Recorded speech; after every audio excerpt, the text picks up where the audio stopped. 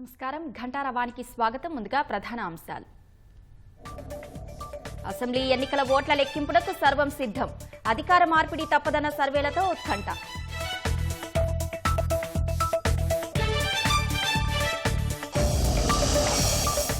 Exit polls చూసి గాబరా పడొద్దన్న CM KCR. వాస్తవ ఫలితాలు అనుకూలంగా ఉంటాయని ధీమా.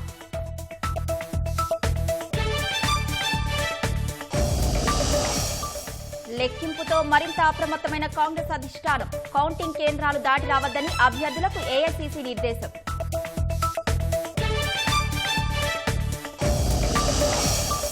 అసైన్డ్ భూముల రిజిస్ట్రేషన్ మార్పులకు కుట్ర జరుగుతోంది. రైతు బంధు నిధులు గుత్తేదారులకు చెల్లించకుండా చూడాలన్న రేవంత్.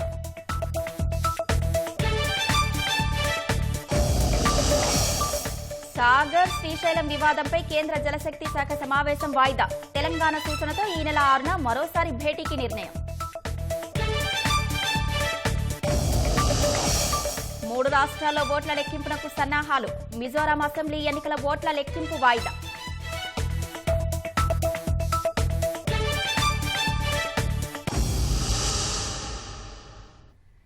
శాసనసభ ఎన్నికల ఫలితాల ఉత్కంఠకు ఆదివారం తెరపడనుంది. ఉదయం 8 గంటలకు పోస్టల్ బ్యాలెట్ల ఓట్లతో లెక్కింపు ప్రారంభం కానుండగా అరగంట తర్వాత ఈవీఎంలోని ఓట్లను లెక్కిస్తారు. అన్ని చోట్ల 14 చొప్పున టేబుల్ ఏర్పాటు చేశారు. కౌంటింగ్ సమయంలో అనుమతి పొందిన వారికే అనుమతి ఉంటుందని, పరిసరాలన్నీ 3 అంచెల భద్రతతో కట్టుదిట్టంగా ఉంటాయని అధికారులు తెలిపారు.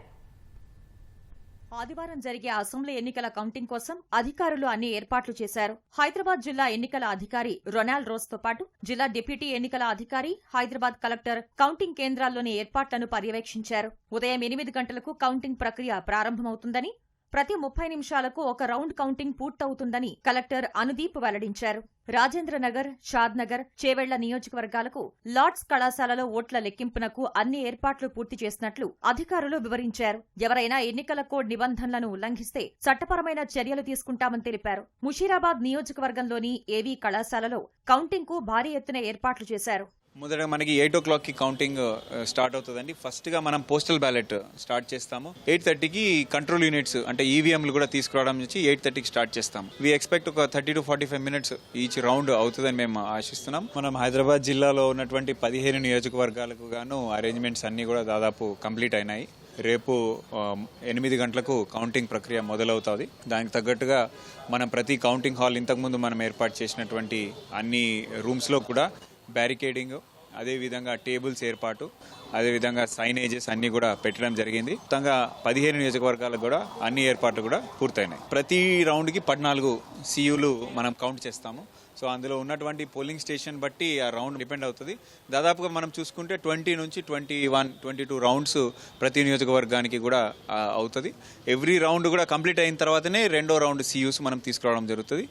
ఎక్కడ కూడా ఏ కంట్రోల్ యూనిట్ కూడా ఎటువంటి బయటకు వెళ్లే విధంగా లేకుండా పటిష్టమైన భద్రత మధ్యన మన ఏర్పాట్లు అనేవి జరిగినాయి. ఉమ్మడి పాలమూరు జిల్లాలో 14 నియోజకవర్గాల ఓట్ల లెక్కింపునకు సర్వం సిద్ధమైంది. 7 చోట్ల ఏర్పాటు చేసిన కౌంటింగ్ కేంద్రాల్లో లెక్కింపు కొనసాగనుంది. ఒక్కో రౌండ్ కి 14 టేబుళ్లు ఏర్పాటు చేశారు. నిజామాబాద్ లోని పాలిటెక్నిక్ కాలేజీలో లెక్కింపు కేంద్రాన్ని కలెక్టర్ రాజీవ్ గాంధీ హనుమంతు పరిశీలించారు. లెక్కింపు ప్రక్రియ పారదర్శకంగా నిర్వహించేందుకు చర్యలు చేపట్టినట్లు కరీంనగర్ రిటర్నింగ్ అధికారి తెలిపారు. జగిత్యాల, కోరుట్ల, ధర్మపురి నియోజకవర్గాల ఓట్ల లెక్కింపు కోసం జగిత్యాల వీఆర్కే ఇంజనీరింగ్ కళాశాలలో ఏర్పాట్లు చేశారు. యాదాద్రి జిల్లాలో భువనగిరి, ఆలేరు నియోజకవర్గాలకు 18, 22 రౌండ్లలో ఓట్లు లెక్కించనున్నారు. సూర్యాపేట జిల్లాలో కౌంటింగ్ టేబుల్స్ పెంచేందుకు ఎన్నికల సంఘానికి నివేదించినట్లు కలెక్టర్ వెల్లడించారు. సిద్దిపేటలోని ఇందూర్ ఇంజనీరింగ్ కళాశాల, సంగారెడ్డి, పటాన్చెరు, ఆందోల్, నారాయణ్ ఖేడ్, జహీరాబాద్ నియోజకవర్గం లెక్కింపు జరిగే గీతం విశ్వవిద్యాలయం వద్ద 3 అంచెల భద్రత కల్పించారు. ఉమ్మడి వరంగల్ జిల్లాలో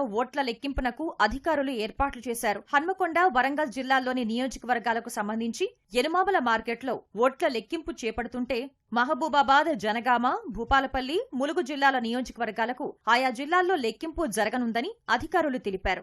హన్మకొండ జిల్లాలో ఉన్న పర్కాల్ అండ్ వరంగల్ వెస్ట్ ఏసీస్లో ఈచ్ ఆఫ్ దెమ్లో 18 రౌండ్స్ ఉన్నాయి. 17 plus about 3-4 tables and all arrangements almost completion వరకు వచ్చినాయి. మోస్ట్ ఇంపార్టెంట్ ఈరోజు డ్రెస్ రిహర్సల్ నడుస్తుంది. ఆల్ కౌంటింగ్ స్టాఫ్కి ట్రైనింగ్ ఇవ్వడం అండ్ ప్రాపర్ బ్రీఫింగ్ చేయడం ఈరోజు that is the main task for today. Core counting work కోసం మోర్ దెన్ 150 మెంబర్స్ డిప్లాయ్ అయ్యారు. అదనంగా data entry operators and technical staff కూడా ఉన్నారు. ర్యాండమైజేషన్ ఆఫ్ పోలింగ్ స్టాఫ్ అనేది రేపు మార్నింగ్ 5 o'clockకి in the presence of observers and మన returning officers ద్వారా చేయటం జరుగుతుంది. ఈరోజు సెకండ్ ట్రైనింగ్ చేసుకున్నాము. ఇక్కడ డ్రై రిహర్సల్ లాగా ప్రతి ఒక్క కౌంటింగ్ సూపర్వైజర్, కౌంటింగ్ అసిస్టెంట్స్ అందరికీ కూడా ఎలా వాళ్ళు కౌంటింగ్ ప్రాసెస్ నిర్వహించాలి అనే ఉద్దేశంతో ఈరోజు వాళ్ళకి ట్రైనింగ్ ఇవ్వడం జరిగింది.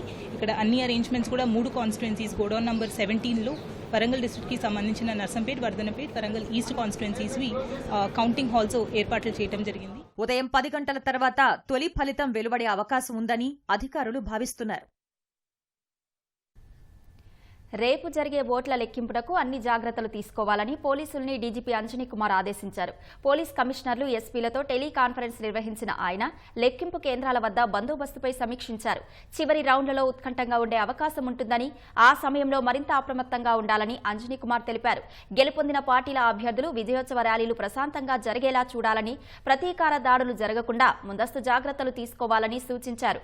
ఇప్పటి వరకు ఎలాంటి విఘాతం లేకుండా ఎన్నికల బందోబస్తు నిర్వహించామని, రేపు మరింత అప్రమత్తంగా ఉండి శాంతి భద్రతల సమస్యలు తలెత్తకుండా చూసుకోవాలని డీజీపీ అంజనీ కుమార్ దిశానిర్దేశించారు. రేపు తేలనున్న భవితవ్యంపై గులాబీ పార్టీ పూర్తి ధీమాతో ఉంది. రాష్ట్రాన్ని మళ్లీ పాలించేది భారాసానేనని ఆ పార్టీ అధినేత నుంచి అభ్యర్థుల వరకు ఆశాభావం వ్యక్తం చేస్తున్నారు. ఎగ్జిట్ పోల్స్ చూసి గాబరా పడొద్దని, వాస్తవ ఫలితాలు అనుకూలంగా ఉంటాయని నేతలకు కేసీఆర్, కేటీఆర్ చెబుతున్నారు. పోలింగ్పై వివిధ ఏజెన్సీలతో నివేదికలు తెప్పించుకొని 2 రోజులుగా విశ్లేషిస్తున్న సీఎం కేసీఆర్ ప్రగతి భవన్లో కేటీఆర్, హరీష్ రావు, ఇతర ముఖ్య నేతలతో సమాలోచనలు చేస్తున్నారు. ఫలితాల వెల్లడికి సమయం దగ్గర పడుతున్న కొద్దీ రాష్ట్రమంతటా ఉత్కంఠ పెరుగుతూ ఉండగా భారాస మాత్రం విజయంపై పూర్తి ధీమాతో ఉంది. ఎగ్జిట్ పోల్స్ ఫలితాలు తలకిందులవుతాయన్న విశ్వాసంతో గులాబీ పార్టీ కనిపిస్తోంది. పోలింగ్ సరళిపై వివిధ ఏజెన్సీలతో నివేదికలు తెప్పించి భారాస ముఖ్య నేతలు విశ్లేషించారు. భారాస అధినేత కేసీఆర్ ప్రగతి భవన్లో 2 రోజులుగా కేటీఆర్, హరీష్ రావు, ఇతర ముఖ్య నేతలతో చర్చిస్తున్నారు. ఎగ్జిట్ పోల్స్ తో పరేషాన్ కావద్దని, మళ్లీ భారాసనే విజయం సాధించబోతుందని ప్రగతి భవన్ వెళ్లిన పార్టీ నేతలతో కేసీఆర్ పేర్కొన్నారు. ఫలితాలపై జరుగుతున్న ప్రచారంతో ఆందోళన చెందవద్దని, రాష్ట్రాన్ని మళ్లీ పాలించబోయేది భారాసేనని చెప్పారు.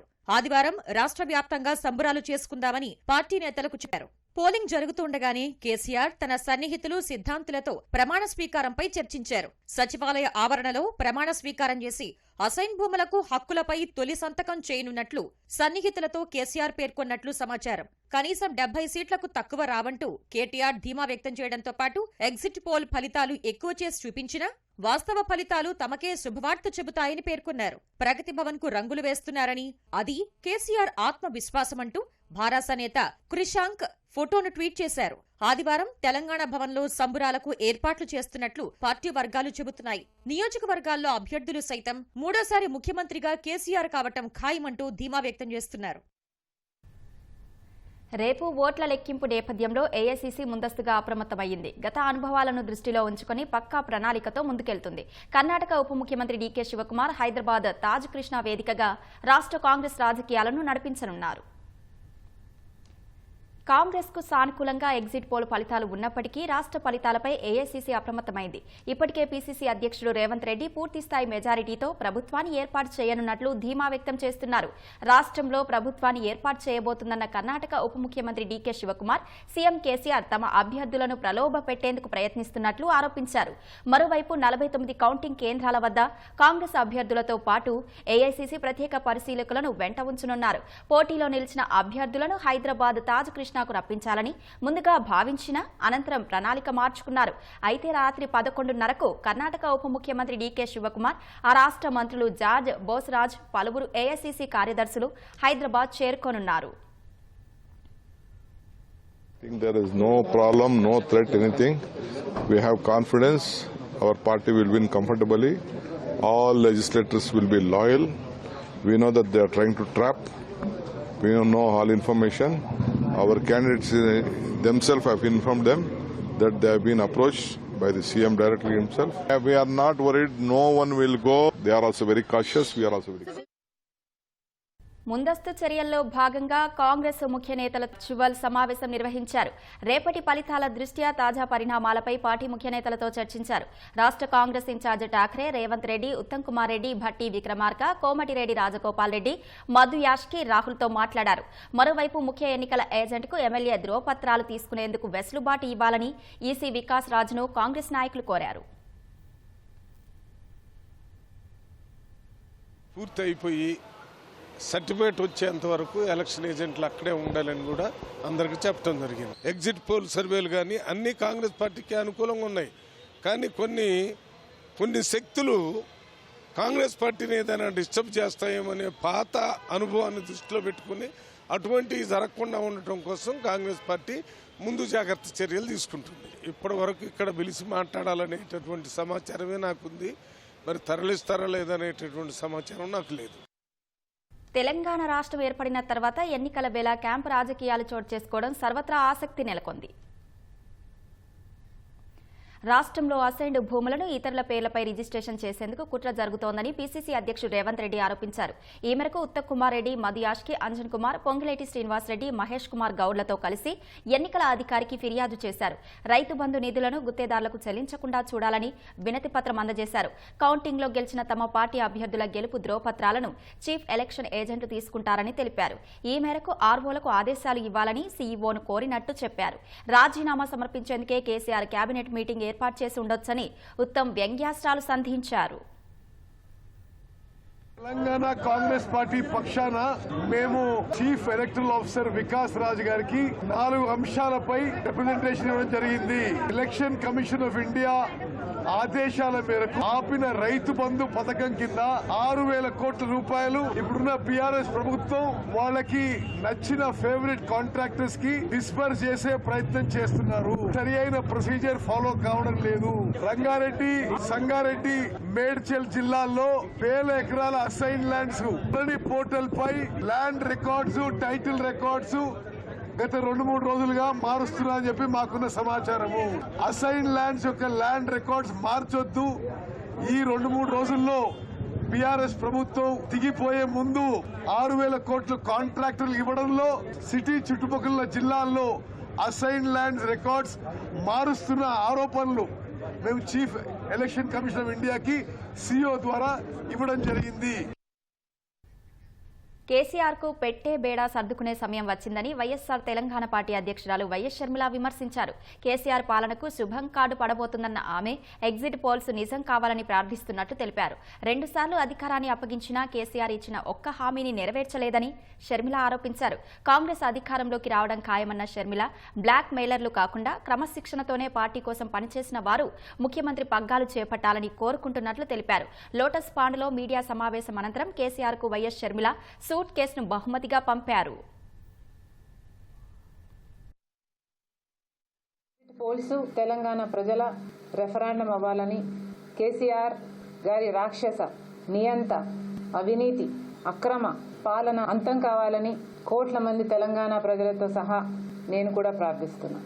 తెలంగాణ ప్రజలకి ఇంకొక విమోచన దినం కావాలి. తెలంగాణ ప్రజలు ఇచ్చే తీర్పుని కేసీఆర్ గారు మనస్ఫూర్తిగా స్వాగతించాలి. ఎటువంటి జిమ్మికులకు పాల్పడకుండా తెలంగాణ ప్రజలు ఇచ్చే తీర్పును స్వీకరించాలని డిమాండ్ చేస్తున్నాం. కేంద్ర జలశక్తి శాఖ ఆధ్వర్యంలో జరగనున్న తెలుగు రాష్ట్రాల సమావేశం ఈ నెల 6కు వాయిదా పడింది.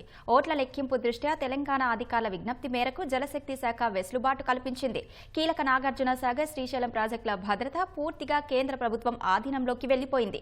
కేంద్ర జలశక్తి సంఘం అసిస్టెంట్ డైరెక్టర్ బిఎన్ రావు నాగార్జున సాగర్ డ్యాంను సందర్శించారు. నిన్న ఏపీ అధికారులపై తెలంగాణ పోలీసులు కేసు నమోదు చేయగా నేడు తెలంగాణ అధికారులపై ఏపీ పోలీసులు కేసులు నమోదు చేశారు.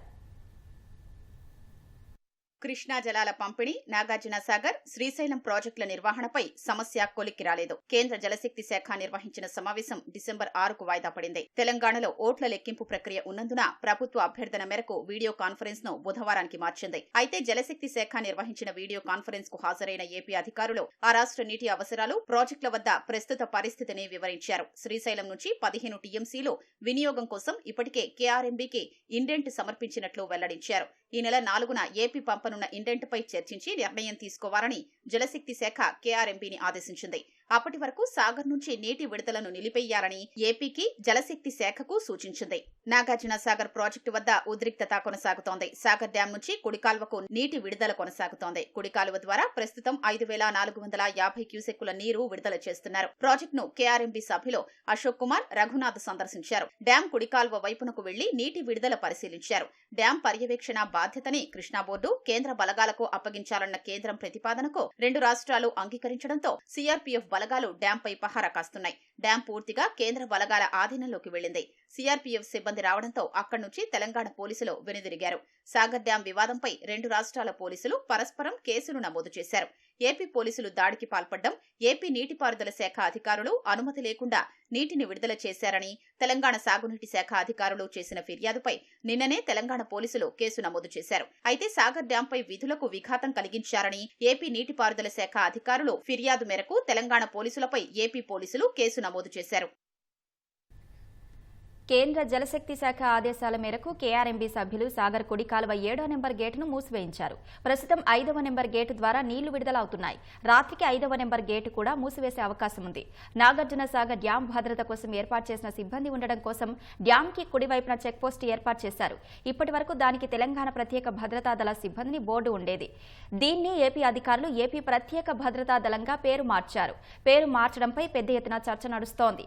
ఏపీలో వైకాపా ప్రభుత్వం అధికారంలోకి వచ్చిన తర్వాత భవనాలు, పాఠశాలలకు రంగులు మార్చడం, పేర్లు మార్చడంపై పెద్ద ఎత్తున దృష్టి సారించింది. ఇప్పుడు నాగార్జున సాగర్ రైట్ బ్యాంకులోని పోలీస్ గార్డు పేరు మార్చడంపై విమర్శలు వెల్లువెత్తుతున్నాయి. అటు సాగర్ వద్ద నవంబర్ 28కు ముందు పరిస్థితిని కొనసాగించాలని రాష్ట్ర నీటిపారుదల శాఖ ఈఎన్సీ మురళీధర్ కేఆర్ఎంబీ చైర్మన్ కు లేఖ రాశారు. కేంద్ర హోంశాఖ కార్యదర్శి సమావేశంలో తీసుకున్న నిర్ణయం మేరకు విజ్ఞప్తి చేశారు. అంతకు ముందు ఉన్న పరిస్థితిని పునరుద్ధరించాలని ఈఎన్సీ కోరారు.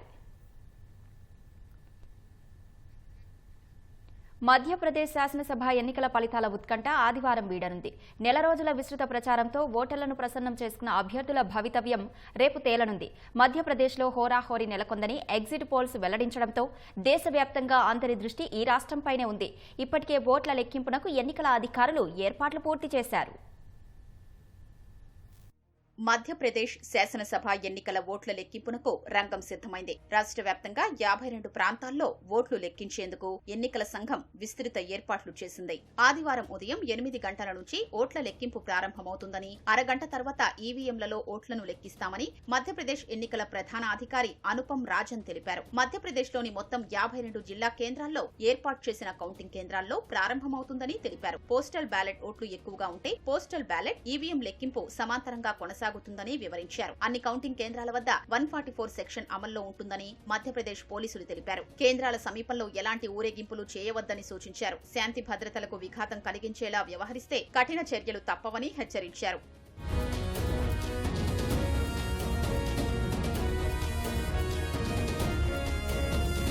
మధ్యప్రదేశ్లో మొత్తం అసెంబ్లీ స్థానాలు 230 కాగా మెజారిటీ మార్కు 116. అధికార భారతీయ జనతా పార్టీ, ప్రతిపక్ష కాంగ్రెస్ మధ్య ప్రధాన పోరు నెలకొంది. నవంబర్ 17వ తేదీన ఒకే విడతలో పోలింగ్ జరిగింది. ఆదివారం జరిగే ఓట్ల లెక్కింపులో ఎవరికి వారు గెలుపుపై ధీమా వ్యక్తం చేస్తున్నారు. మధ్యప్రదేశ్లో 2018 అసెంబ్లీ ఎన్నికల్లో కాంగ్రెస్ 114 స్థానాలతో అతిపెద్ద పార్టీగా అవతరించింది. బీఎస్పీ స్వతంత్రుల మద్దతుతో ప్రభుత్వం ఏర్పాటు చేసింది. 15 నెలలకే జ్యోతిరాదిత్య సింధియా సారథ్యంలో 22 మంది ఎమ్మెల్యేలు భాజపాలో చేరడంతో కాంగ్రెస్ సర్కార్ కుప్పకూలింది. శివరాజ్ సింగ్ చౌహాన్ సారథ్యంలో భాజపా మరోసారి ప్రభుత్వాన్ని ఏర్పాటు చేసింది.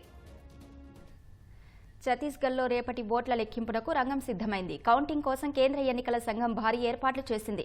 ఎన్నికలు జరిగిన 90 నియోజకవర్గాల్లో ప్రతి చోట ఏర్పాటు చేసిన 14 టేబుళ్లలో ఓట్ల లెక్కింపు జరగనుంది.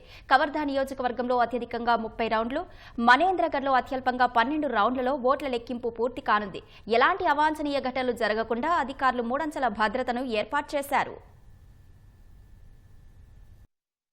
ఛత్తీస్గఢ్లో ఆదివారం జరగనున్న ఓట్ల లెక్కింపు కోసం కేంద్ర ఎన్నికల సంఘం కట్టుదిట్టమైన ఏర్పాట్లు చేసింది. మొత్తం 90 అసెంబ్లీ స్థానాలున్న ఛత్తీస్గఢ్లో 2 విడతల్లో పోలింగ్ జరిగింది. నవంబర్ 7న నక్సల్స్ ప్రభావిత ప్రాంతాలైన 20 స్థానాలకు తొలి విడతలో, మిగిలిన 70 స్థానాలకు నవంబర్ 17న రెండో విడతలో పోలింగ్ జరిగింది. ఉదయం 8 గంటలకు ఓట్ల లెక్కింపు ప్రారంభం కానుండగా తొలుత పోస్టల్ బ్యాలెట్లను లెక్కించనున్నారు. ప్రతి నియోజకవర్గానికి సంబంధించి 14 టేబుళ్లను ఏర్పాటు చేశారు. కవర్ధాలో అత్యధికంగా 30 రౌండ్లలో, మనేంద్రగఢ్లో అత్యల్పంగా 12 రౌండ్లలో ఓట్ల లెక్కింపు జరగనుందని అధికారులు వెల్లడించారు.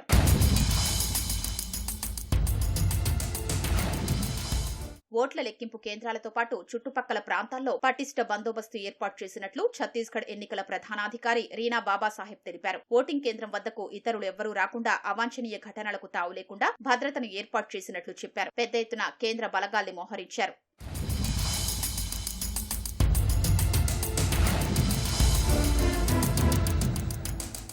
శాసనసభ స్థానాలు ఉన్న ఛత్తీస్గఢ్లో కాంగ్రెస్ భాజపా మధ్య ప్రధాన పోటీ నెలకొంది. వరుసగా రెండోసారి అధికారంలోకి రావాలని కాంగ్రెస్ భావిస్తోంది. ఎగ్జిట్ పోల్స్ కూడా హస్తం పార్టీకే అధికారమని అంచనాలు ప్రకటించాయి. 2018 అసెంబ్లీ ఎన్నికల్లో కాంగ్రెస్ 68, భాజపా 15 స్థానాల్లో విజయం సాధించాయి. 15 ఏళ్ల పాటు అధికారంలో ఉన్న భాజపా పాలనకు 2018లో కాంగ్రెస్ తెరదించింది. ఛత్తీస్గఢ్లో మొత్తం అసెంబ్లీ స్థానాలు 90 ఉండగా మెజారిటీ మార్కు 46 వచ్చిన పార్టీ అధికారం చేపట్టనుంది.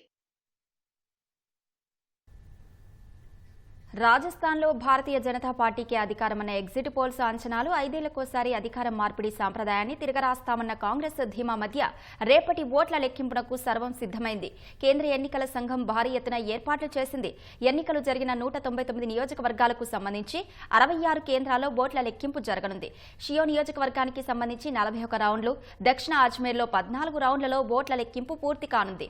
ఎలాంటి అవాంఛనీయ ఘటనలు జరగకుండా ఓట్ల లెక్కింపు కేంద్రాల వద్ద 3 అంచెల భద్రత ఏర్పాటు చేశారు. రాజస్థాన్లో రేపటి ఓట్ల లెక్కింపునకు కేంద్ర ఎన్నికల సంఘం విస్తృతమైన ఏర్పాట్లు చేసింది. మొత్తం 200 శాసనసభ స్థానాలు ఉన్నప్పటికీ కరణ్పూర్లో కాంగ్రెస్ అభ్యర్థి గుర్మీత్ సింగ్ హఠాన్ మరణం చెందడంతో అక్కడ ఎన్నిక వాయిదా పడింది. గత నెల 25న ఓటింగ్ జరిగిన మిగతా 199 స్థానాలకు రేపు ఉదయం 8 గంటలకు ఓట్ల లెక్కింపు ప్రారంభం కానుంది. ముందుగా పోస్టల్ బ్యాలెట్ లెక్కించనున్నారు. 4.36 లక్షల మంది పోస్టల్ బ్యాలెట్ ఉపయోగించుకున్నట్లు రాజస్థాన్ ఎన్నికల ప్రధానాధికారి తెలిపారు. రాజస్థాన్లో మొత్తం 33 జిల్లాలు ఉండగా జైపుర, జోధ్పూర్, నాగౌర్లో 2 చొప్పున, మిగతా జిల్లాల్లో 1 చొప్పున ఓట్ల లెక్కింపు కేంద్రాలు ఏర్పాటు చేశారు. 51,896 పోలింగ్ కేంద్రాల్లోని ఈవీఎంల కోసం 2,514 టేబుళ్లను ఏర్పాటు చేశారు. షియో నియోజకవర్గానికి సంబంధించి 41 రౌండ్లు, దక్షిణ అజ్మేర్లో 14 రౌండ్లలో ఓట్ల లెక్కింపు పూర్తి కానుంది. ఎలాంటి పొరపాట్లకు తావు లేకుండా ఎన్నికల ఫలితాల్ని సకాలంలో ప్రకటించేందుకు అన్ని చర్యలు తీసుకున్నట్లు రాజస్థాన్ ఎన్నికల ప్రధానాధికారి తెలిపారు.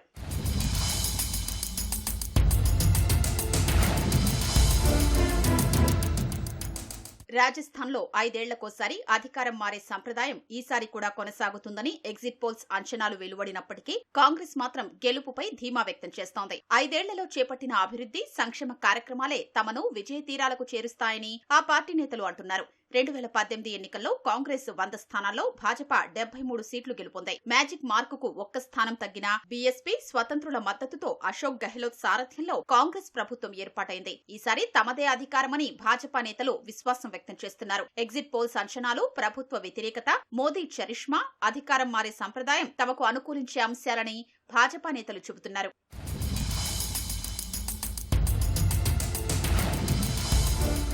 ఓట్ల లెక్కింపు కేంద్రాలతో పాటు పరిసర ప్రాంతాల్లో పటిష్టమైన బందోబస్తు ఏర్పాటు చేసినట్లు రాజస్థాన్ ఎన్నికల ప్రధానాధికారి తెలిపారు. ఓటింగ్ కేంద్రం వద్దకు ఇతరులెవ్వరూ రాకుండా అవాంఛనీయ ఘటనలకు తావు లేకుండా 3 అంచెల భద్రతా వ్యవస్థను ఏర్పాటు చేసినట్లు చెప్పారు. 40 కంపెనీల కేంద్ర పారామిలిటరీ బలగాలు, 36 కంపెనీల రాజస్థాన్ ఆర్మడ్ పోలీసుల్ని మోహరించారు.